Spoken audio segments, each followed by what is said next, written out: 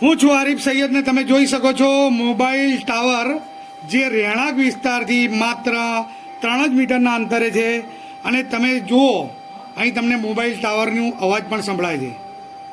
તો આ ઘરના લોકો, આ પરિવારના લોકો કેવી રીતે રહેતા હશે કે જ્યારે આવું ઘોંઘાટ સતત કાનની અંદર એક એવા પ્રકારનું ધ્વનિ ઉત્પન્ન કરે છે કે જેનાથી મને પણ અત્યારે અહીં ઊભા માનસિક તણાવની અનુભૂતિ થાય છે. તો હું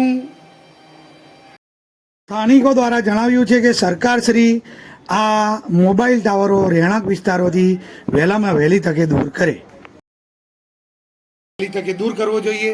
અને જેટલા પણ મોબાઈલ ટાવરો રહેણાંક વિસ્તારની નજીક છે, કારણ કે આ વેરાખાલી ગામમાં સૈયદવાડામાં અમે જે એક પરિવારથી મળ્યા તેના લગભગ 5 જેટલા લોકો માનસિક રોગથી પીડિત છે અને આ કિરણોત્સર્ગ એટલે કે રેડિયેશનની અસરના લીધે તેઓ માનસિક તણાવ અનુભવે છે.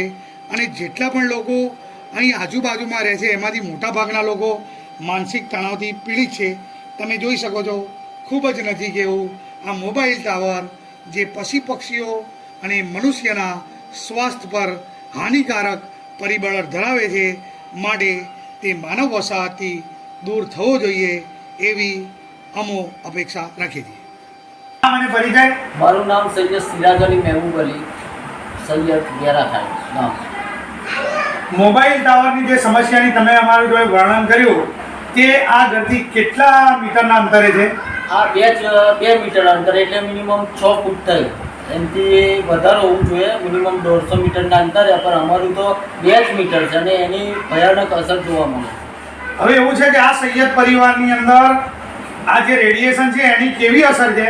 અસર તો એટલી ખતરનાક છે કે 2 તો જતા જ રહ્યા છે ઉપર, અને બીજા 4 ને 2 6 એવા ભયંકર બીમારીમાં આજે છે કે એમનો કોઈ ઈલાજ જ નથી થતું. એટલું ખતરનાક એ જે મોબાઈલમાં ટાવરમાંથી રેડિયેશન નીકળે છે એની ઘાતક અસર જોવા અમને મળી છે અને અમે ભયંકર બીમારીથી આજે અમે પરેશાન થઈ ગયા છે. અમારી ચેનલના માધ્યમથી તમે આ મોબાઈલ ટાવર જે રહેણાંક વિસ્તારની અંદર આવેલું છે તેના વિશે સરકારશ્રીને શું જણાવવા માંગો છો? સરકારશ્રીને જણાવવા આવે છે કે આજે એના 15 વર્ષ પૂરા થઈ ગયેલા અને 15 વર્ષ ફરી પાછી એના અમને જાણવા એવું મળ્યું છે કે 15 વર્ષની બીજી કરાર થયેલા છે. એટલે અમને એક શબ્દ જોવાય છે કે એમને દૂર કરવું એ વત્તા એ ટાવરનો નાશ કરવું, કેમ કે અમારાથી આજે અમારા ભયાના હોમી જોવાતું નથી કે આજે ભયંકર બીમારીથી